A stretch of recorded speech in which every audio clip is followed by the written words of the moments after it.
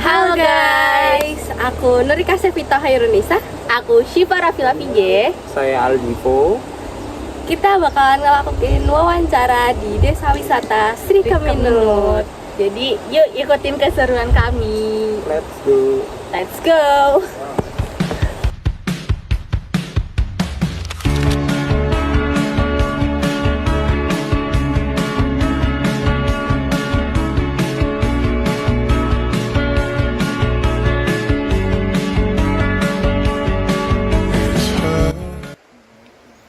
Baik Mas.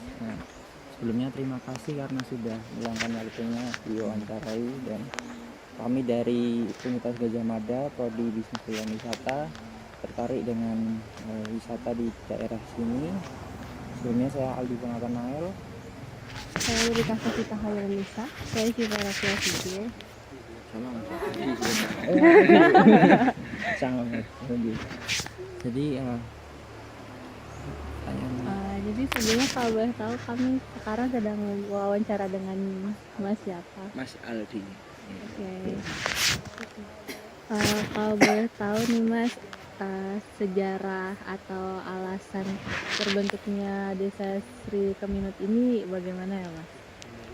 Sebenarnya di sini itu namanya desa itu Kedung Miri Wunut. Terus kan dulu waktu Covid 2019 ya begitu. Iya. Nah, 2019 itu kan ada Covid. Wisata ini udah buka dari 2017, tapi kan belum booming. Nah, dulu kan pas Covid 2019 itu di mana-mana itu ada apa namanya portal tutup wisata itu. Nah, terus wisata ini buka sendiri karena cuman alam gitu loh, Mbak. Kalau wisata yang lain kan ada seperti Parangtritis kan tutup karena terlalu ramai, karena sini tuh apa sepi, itu dibuka. Lalu lalang warga sini sendiri tuh nggak tahu kalau akhirnya akan berujung menjadi wisata gitu. Nah, terus ternyata itu disorot sama wisatawan, sama YouTubers, sama masyarakat itu ternyata bagus lah. Dari 2020 itu sini ramai Mbak. Dulu kalau mau lewat sini itu macet, jalan tuh dibikin satu arah, kalau masuk dari sini nanti keluar dari sini. Nah, yang selatan sungai ini udah masuk Selo, kalau yang ini udah masuk Sriharjo. Nah, Sriharjo itu perbatasannya kalau sini tuh dari bawah Kebun Buah Mangunan itu masih masuk desa Sriharjo. Kalau sini kan dusun namanya. Terus disorot sampai ke Dinas Pariwisata, dan Dinas Pariwisata itu memberi nama sini tuh Sri Keminut, singkatan dari Sriharjo, Kedung Miri, dan Wunut. Jadi desanya itu bukan Sri Keminut sebenarnya, ya Kedung Miri Wunut. Tapi karena ada desa Sriharjo, di sana desa Sriharjo, terus disingkat Sri Keminut itu tadi. Makanya yang di Kerasaring itu tulisannya Sriharjo. Itu Sriharjo itu kelurahan. Banyaknya wisatawan masyarakat yang dari luar itu tahunya Sriharjo itu dusune. Padahal Sriharjo itu kelurahan desane. Kalau untuk pembangunan awal desa ini apa ada tantangan yang dihadapi gitu nggak Mas? Kalau awal wisata ya Mbak. Yeah. Kalau ya awal terbentuknya wisata, kalau terbentuknya desa itu kan dari simbah-simbah dulu. Belum ada yang tahu nih, Pak Dubes juga kurang tahu ya kalau masalah pembentukan desa. Nah, kalau terbentuknya wisata ini dulu itu sebenarnya saya sendiri tuh dulu ikut Karang Taruna. Nah, terus dari ketua Karang Taruna yang baru itu kan Mas Fauzan sampai sekarang. Nah, Mas Fauzan itu merekomendasikan coba desamu itu dibikinkan sosial media seperti Instagram, YouTube gitu. Kalau dulu kan belum ada TikTok Mbak, TikTok video itu belum ada. Ya mungkin ada tapi belum tahu gitu ya. Bikin itu lah, terus rame di situ bikin Pesona Imogiri. Ada sosial media Pesona Imogiri itu. Nah, Pesona Imogiri sama Instagram sini itu mah duluan sini, tapi kan booming sana karena semua kan yang dicangkup kan satu Imogiri. Nah, terus saya DM, intinya ya diajak berkolaborasi gitu, terus mau akhirnya dibantu Pesona Imogiri bisa angkat sampai sekarang. Terus ya kalau masalah promosi nyebarin wisata dan desa itu ya sama seperti KKN gitu, cuman itu kalau dari sini ya masih gini-gini aja, emang nggak ada perkembangan sosial media. kalau yang megang cuma satu orang ya cuma saya sendiri. Tapi itu sempat ada waktu awal-awal gitu sempat ngerasa kesusahan gak Mas atau ngerasa ada tantangannya untuk ngepromosiin desa wisatanya gitu? Ada Mbak, dulu tuh kan ya karena dulu rame itu pemasukan masih ada Mbak dari parkir. Kalau tiket di sini emang nggak ada dari dulu Mbak, cuma parkir. Nah itu dari parkir itu dulu ada dana apa namanya dana sosial media. Nah dana sosial media itu ya itu buat saya promosiin di TikTok, di Instagram, cuman itu kalau masalah ngecamp dan lain-lain itu juga ada dana kebersihan tapi emang digunakan untuk kebersihan sendiri. Soalnya kalau sini kan banyak lahan luas tuh Mas yang dipakai buat camp, banyak rumput banyak gitu kan, kalau motong apa rumput kan pakai dana itu sama dana perawatan alat pemotong rumput. Kalau untuk tempat yang paling favorit wisatawan itu biasanya di mana aja? Kalau tempat destinasi wisata di Sri Keminut ini ada 3 Mbak. Ya yang di Kedung Mirimunut tadi ya. Kalau Sriharjo kan banyak. Ya. Nah yang di Sri Keminut ini ada 3. Yang satu itu di depan tulisan Sriharjo itu namanya Terasering Sriharjo terkenalnya. Terus di samping itu kan ada lapangan bunder tadi kalau Mbak melihat. Nah itu namanya lapangan Sono Seneng. Terus di sini sendiri Ngeposari sama yang di sana itu Banyu Bening yang sekarang baru viral itu, foto pecah itu loh. Oh iya tahu. Ya itu masuknya di sini Sriharjo, Sri Keminut.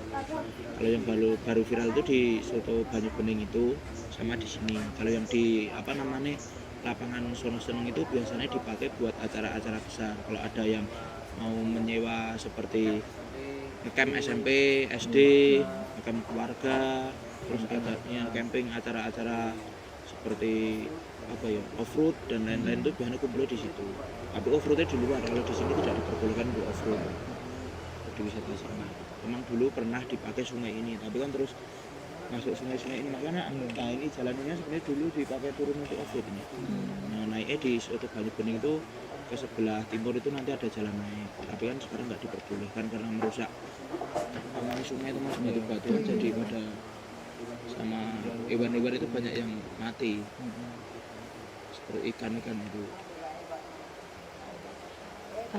Kalau boleh tahu desa wisata ini ada kayak collab atau kerjasama sama kayak pemerintah atau komunitas, universitas atau sama media sosial apa gitu? Ya kalau masalah sosial media kami collabnya cuma sama yang sering ya Mbak, yang sering menerima ya cuma Pesona Imogiri. Terus kalau masalah universitas setahu saya itu di desa ini belum ada kalau masalah wisata. Tapi kalau masalah apa namanya greenhouse itu juga kerjasamanya sama UGM. Yang tadi kan depan apa namanya tulisan Sriharjo itu kan ada kayak rumah-rumah itu. Nah itu greenhouse itu. Dari malah duluan itu Mbak dari 2018 atau 16 ya. Itu diketuai sama Mas Anton di bawah langsung Sriharjo, kelurahan langsung di bawah kelurahan. Kalau ini kan masih di bawah Pak Dukuh ya, Pak Dukuh nanti baru kelurahan. Kalau itu langsung di bawah di bawah desa. Nah, kelurahan ini dipimpin oleh Bu Titi. Yang pertama tadi Bu Titi dan sebagai lurah sekarang. Berarti belum ada kayak akademisi gitu ngasih kayak apa ya pelatihan gitu-gitu buat warga itu belum ada ya? Ada dari universitasnya juga ada Mbak, tapi nggak mesti sih. Cuma dari kalau yang ada dari kelurahan itu juga kadang juga ke sini. Soalnya dari kelurahan sendiri kan ada tempat yang namanya Sorori itu loh. Oh iya Ya, tahu. Sorori itu kan ya gimana ya, kalau dibilang iri sih. Soalnya sana kan nggak ada destinasi wisata seperti ini nggak ada. Tapi sana lebih berkembang dan lebih ramai. Ya, mungkin karena pengelolaan ya Mbak, pengelolaannya lebih maju sana daripada sini. Kalau menurut saya sendiri sih di sini tuh seperti anak-anak muda ya, seperti saya sendiri itu kurang tertarik masalah destinasi wisata. Terus masalah mengembangkan wisata destinasi sini sendiri itu kayak kurang greget gitu loh masyarakatnya sendiri. Jadi ya cuma gini aja ada perkembangan gitu. Cuma dulu waktu rame-rame ini 2019, 20, 21 itu ya masyarakat mau ngembangin gitu. Ya udah semakin lama ya berlimpah. Soalnya mungkin karena masyarakat udah berekspektasi itu pendapatannya besar dari wisata gitu. Tapi kan sebenarnya nggak gitu kan Mbak, prinsip wisata. Terus kalau untuk biro perjalanan gitu ada kerjasama juga nggak mas? Biro perjalanan nggak ada, tapi kalau dari kalau dari Kelurahan Sidoarjo itu ada juga yang menyediakan VW gitu loh. Kalau tahu VW itu juga bisa berkolaborasi sama sini, tapi belum tetap, cuman bisa. Kayak ngasih paket wisata gitu. Iya, paket wisata. Kalau dari VW sendiri itu nanti masuk ke seluruh Sidoarjo Mbak, ke seluruh kelurahan. Jadi muternya dari kelurahan Sidoarjo, nanti tergantung titik kumpul. Tapi kalau biasanya dari lapangan Sidoarjo itu tahu kan lapangan belum? Yang tadi ada acara itu deh. Bukan. bukan. Kalau lapangan Sidoarjo itu jalan Imogiri nanti sebelah kanan, agak masuk dikit. Nah itu nanti kumpulnya biasanya di situ, nanti muter-muter ke sini, terus ke mana, Pelumadu, ke situ kan. Kalau Pelumadu sendiri kan punya sentra rempeyek, bikin rempeyek. Sini juga ada. Kalau sini terkenal itu tempe koro Mbak, itu apa namanya, makanan kuliner gitu. Tempe koro sama peyek juga ada. VW itu kayak biro atau apa? VW itu mobil kodok itu loh Mbak. Jadi dibilang biro ya enggak dibilang anu ya enggak. Kayak komunitas. Iya Kak, komunitas. Kalau untuk pemerintah kayak dinas pariwisata gitu ada ngebantu desa ini gitu kontribusi gitu nggak mas? Ngebantu Mbak. Ya ini seperti ini dari dinas Mbak ini. Pembangunan ini dulu bukan seperti ini Mbak. Ini dulu kan langsung. Ini dulu tuh sebenarnya bukan wisata. Ini dulu tuh ya ini seperti ini kebun-kebun. Nah, seperti kebun-kebun. Nah, dulu tuh sebelum pindah di sini itu Ngeposari itu sebenarnya destinasi wisata sepeda air. Makanya ini kan itu ada sepeda air gitu. Ya, sepeda air. Nah, sepeda air itu udah dibangun dari 2015 kalau nggak salah. 2015 kalau nggak 16 itu di timur jembatan Oren itu Barate, jadi lebih timur ini.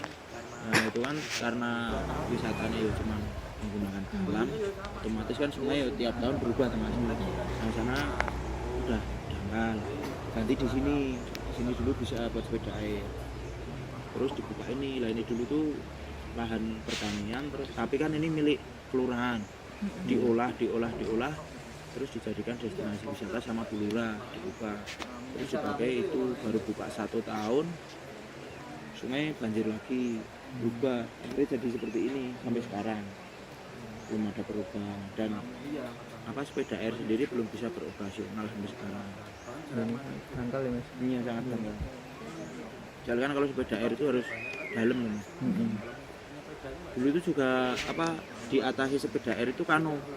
Dulu tuh sepeda air dulu, baru kano yang ini kano milik Selo. Kalau dulu di jembatan Kuning dulu, jembatan Gantung Kuning. Tapi kan karena 2000 berapa ya banjir besar itu 2017 atau berapa ya Mbak? Itu kan terus karena terbawa arus Kelly itu mas, terus diganti jembatan yang baru Oren itu, jembatan gantung diganti yang sana.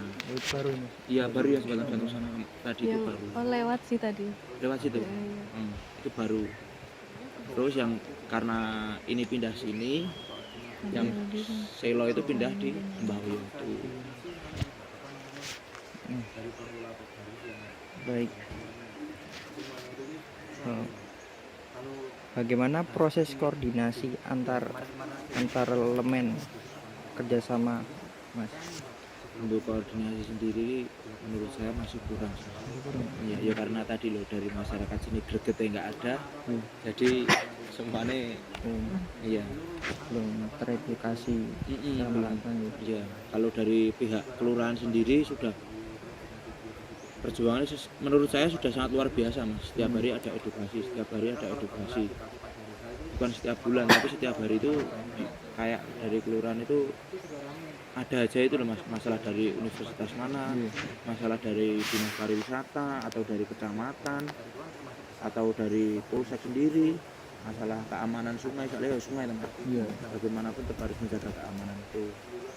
Tapi ya karena masyarakatnya itu kurang, kemudahannya juga kurang, jadi ini cuma seperti ini perkembangannya menurut saya sih sangat tertinggal, apalagi kalau masalah bapak-bapak ya mas, bapak-bapak yang mengelola itu kan gimana ya, masalah sosial media tuh kurang anu gitu loh mas ya. Kalau masalah sosial media ya masalah sosial media gitu loh, kurang Anak-anak muda gitu ya. anak-anak muda berarti kurang. Berarti aduh nanya apa? Ini ya ada kayak organisasi atau apa gitu nggak yang di desanya sendiri itu? Di desanya ada mbak, namanya Pok Darwis kalau sini, Pok Darwis. pengelolaan desa wisata itu ada. Ya, tapi itu tadi Nggak sama aktif aja. gitu ya? Iya. Yang muda cuman 3-4 orang itu aja, tapi yang muda sama aja.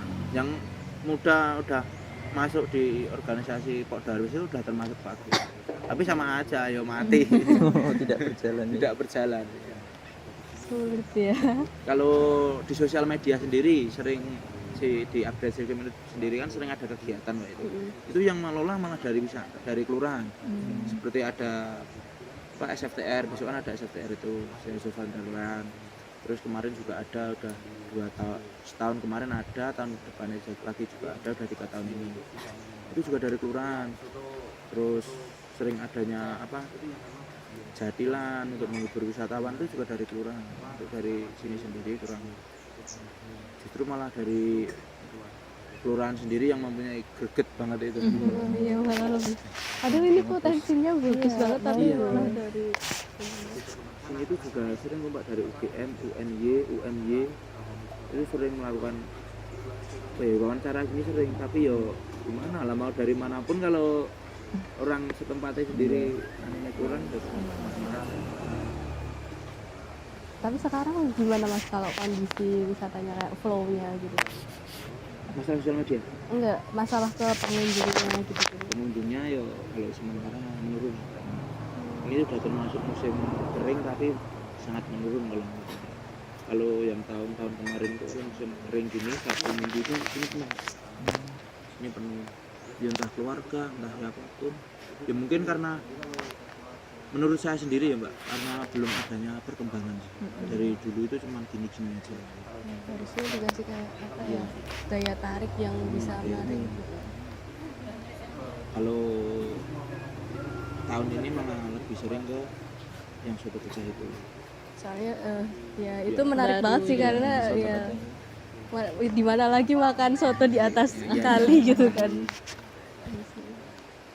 Memang harus kalau di desa wisata tuh pasti harus ada keunikannya itu. Mungkin di sini kurang digali aja karena dari masyarakatnya itu sih. Iya, soalnya sini tuh gimana ya, muda sama tua itu agak fresh gitu loh. Jadi perkembangannya agak kurang. Dulu tuh yang depan tulisan Sidoarjo tadi itu kan ada kayak pulau, ada pulau tapi batu ini. Dulu itu dibikin jembatan gitu, terus jembatannya itu di samping jembatan mau masuk itu cuma dikasih kotak sirkulasi. Itu sehari bisa kumpul 5 juta. Saking rame nih, ya karena terbawa banjir sekali.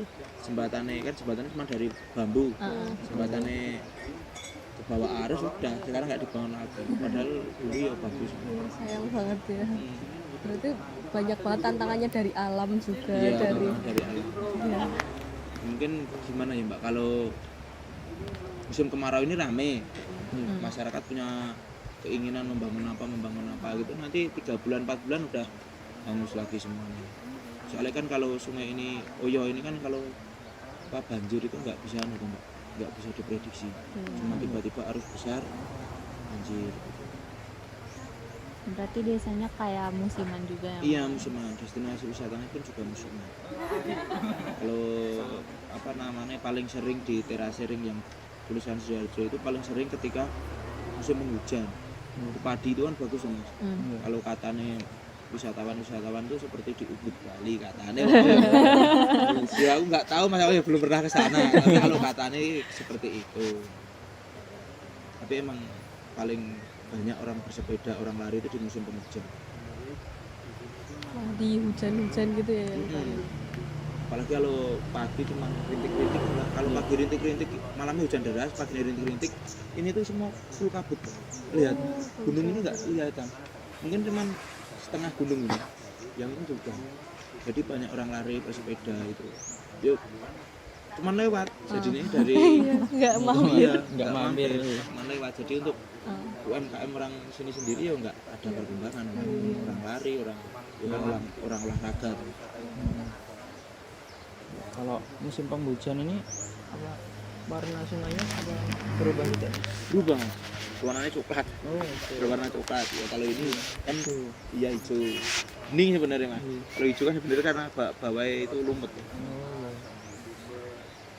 berarti di sini ada kayak paket wisata yang kayak misalnya warga bisa apa wisatawan bisa nginep gitu ada nggak? Ada kalau di sini live in itu ada yang mau nginep homestay sendiri juga ada.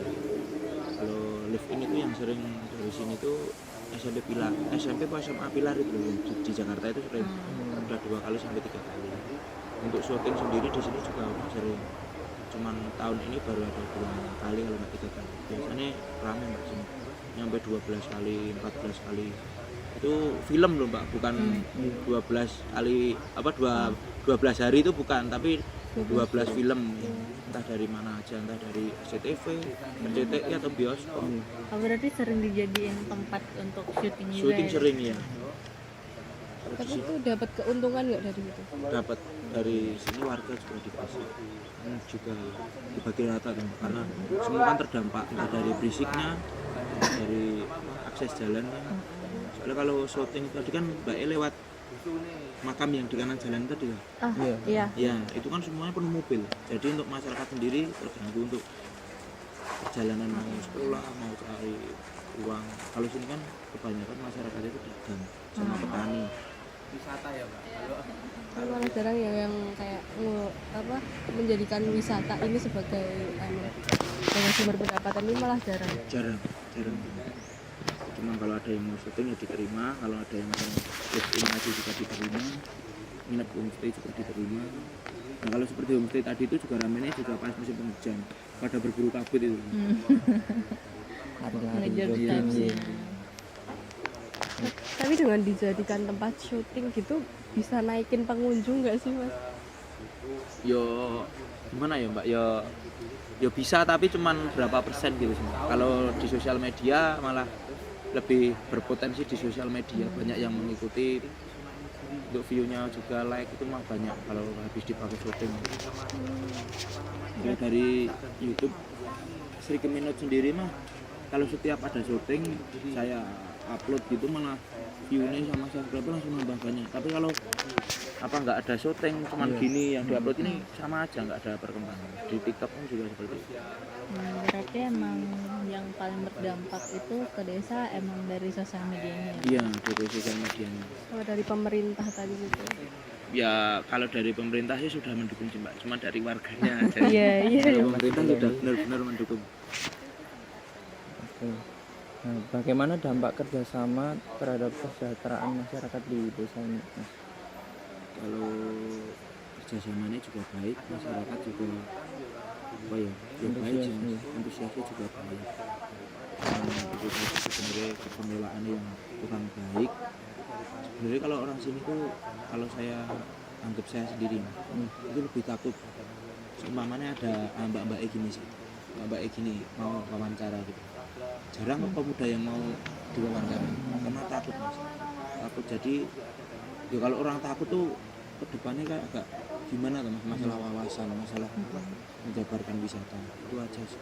Tapi kalau masalah gotong royong bikin wisata, bersihin wisata, umpamanya besok minggu ada syuting, terus kita kerja sama kerja bakti bersihin tempat yang mau dibuat syuting itu untuk antusias warga sangat bagus dan sangat mendukung. Untuk pengelolaan sampah-sampah gini apakah di desa pemuda atau Kelola sendiri-sendiri. sendiri? Kalau sini banyaknya dibuang di ada kelas setiap rumah ada lubang gitu dibuang nanti dibakar. Itu kan sebenarnya juga jelek. Soalnya kan ada sampah plastik juga kan. Dulu kan sini juga sempat rame pas waktu rame-ramenya wisata itu. Seperti ini ada warung masyarakat. Ya karena dulu nggak rame, semua pokok itu warga sini semua di sungai. Masalah dulu mandi, buang kotoran apa sampah itu semua di sungai. Nah, karena ya kesadarannya itu bener-bener belum ada, masih dibuang di sungai padahal wisatawan sudah banyak.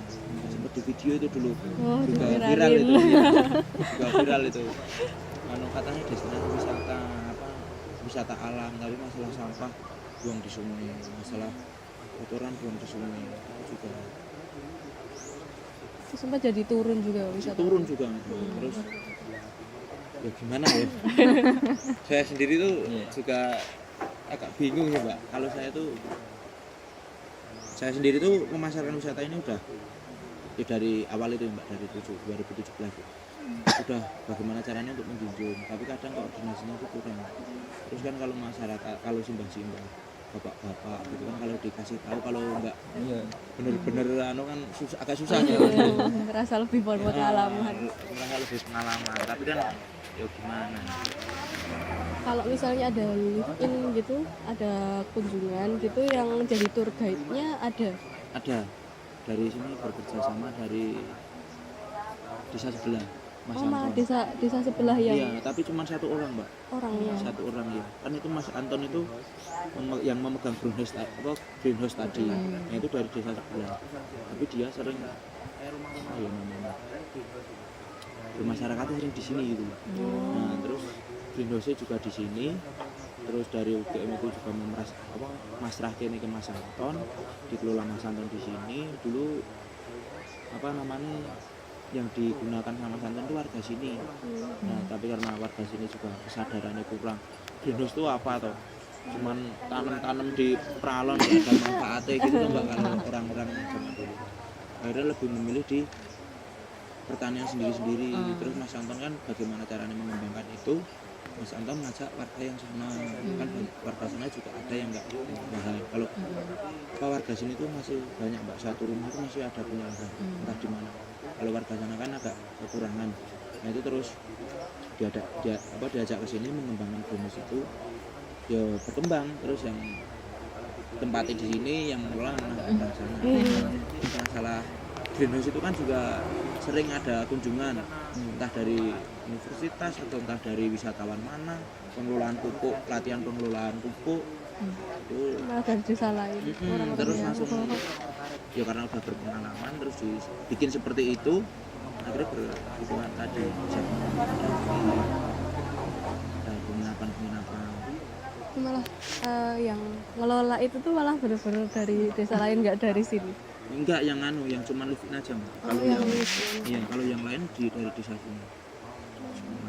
Tapi dulu pernah ada kayak kan pembangunan desa wisata tuh dari awal banget ya. Dulu udah berusaha dikasih edukasi gitu udah.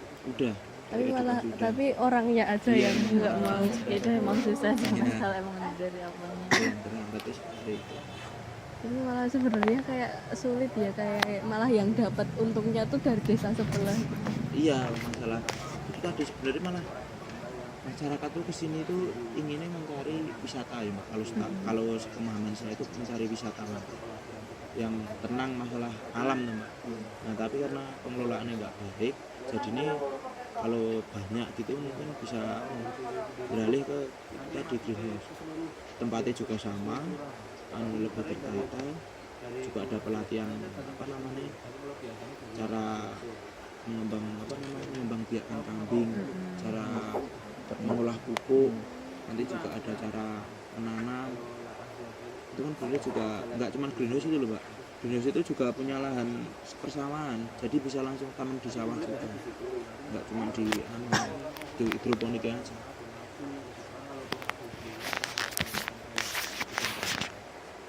Sudah. Bentar, aku mau nanya tapi Iya. apa ya? Tapi Mas ada kayak harapan ke depannya untuk desa ini atau kayak apa ya, target ke depannya itu gimana gitu nggak Mas?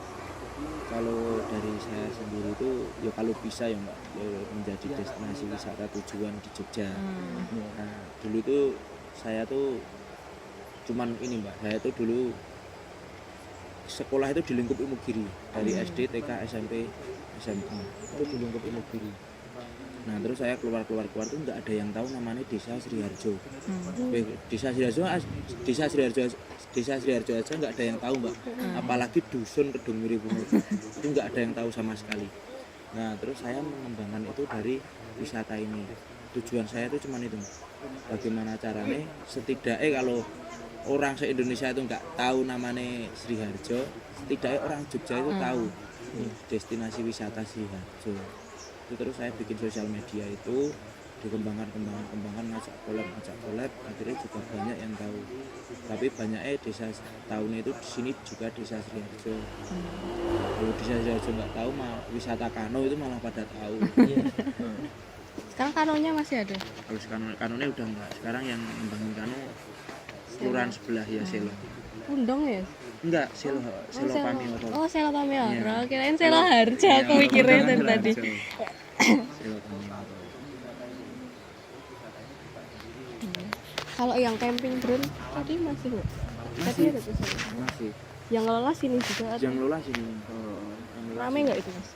Rame mbak sini. Kemarin tuh ada sekali baru tahun ini baru. Tapi kalau yang tahun-tahun kemarin rame. Makanya tahun ini kayaknya turunnya drastis banget daripada tahun kemarin. Camping ground kan yang terkenal juga Potro Bayan gitu. Tapi kalau yang sini juga terkenal mbak, ini belum lama sudah buat camping, tapi itu tadi turunnya sangat drastis. Kalau dulu itu di lapangan senang-senang yang depan Tujuan Sriharjo itu sering mbak, suatu minggu itu ada 2 kali camping. Mungkin yang apa mbak, seumpama dari Bogor di sini, nanti aja di sini kan itu agak lebar kan, jadi berpisah gitu, tapi satu malam. Dan nanti weekend selanjutnya ada lagi, tapi kalau yang ini agak jauh. Masih ini ya menurun banget ya. Menurun. Kemudian kalau di Potro Bayan itu pengelolaannya yang bagus kan. Dari tempat juga selalu dibersihin. Kalau sini kan kalau mau ada yang camping kalau dibersihin, kalau enggak enggak.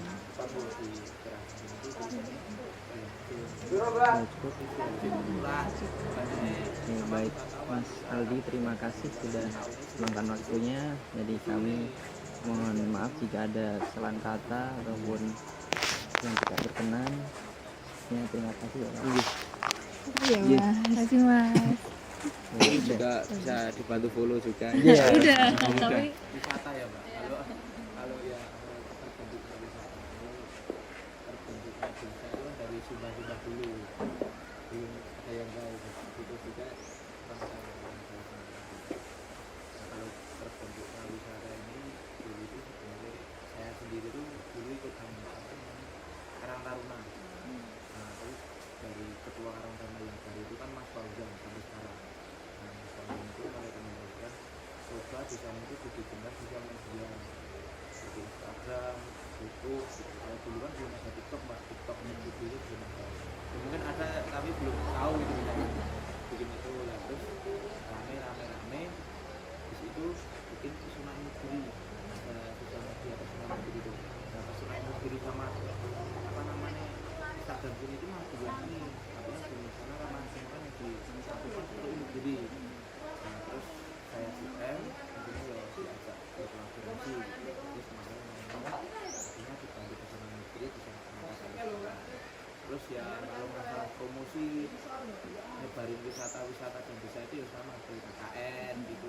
Kalau dari sini ya masih gini-gini aja ini nggak ada perubahan. Kalau yang kan kita program itu